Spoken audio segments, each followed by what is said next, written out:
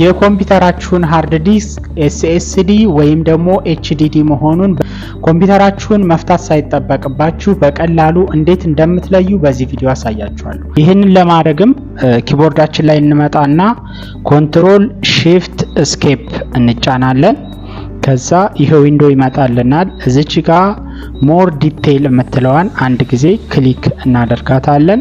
ከዛ በኋላ እዚህ ጋር ፐርፎርማንስ የሚለውን አንዴ ክሊክ እናደርጋለን ማለት ነው። አሁን እዚህ ጋር እንደምታዩት ዲስክ 0 ብሎ በዲስክ 0 ስር ደግሞ ፓርቲሽን ስላለው ዲ እና ሲን ይይዛል SSD ነው ይለናል።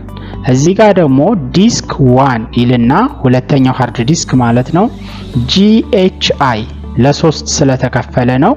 ይሄ ደግሞ HDD ነው ይለናል። ወይም ደግሞ እዚህ ላይ ክሊክ አድርገን እዚህ ጋር ወደ ጎን ብለን ስናየው እዚህ ጋር እንደምታዩት SSD 256 GB ይላል። ወይም ደግሞ ከታች እዚህ ጋር እንደምታዩት ታይፕ ይልና SSD ይላል ማለት ነው። ስለዚህ በዚህ መልኩ በቀላሉ ኮምፒውተር መፍታት ሳይጠበቅብን የኮምፒውተራችን ሃርድ ዲስክ SSD ይሁን HDD ይሁን በዚህ መልኩ መለየት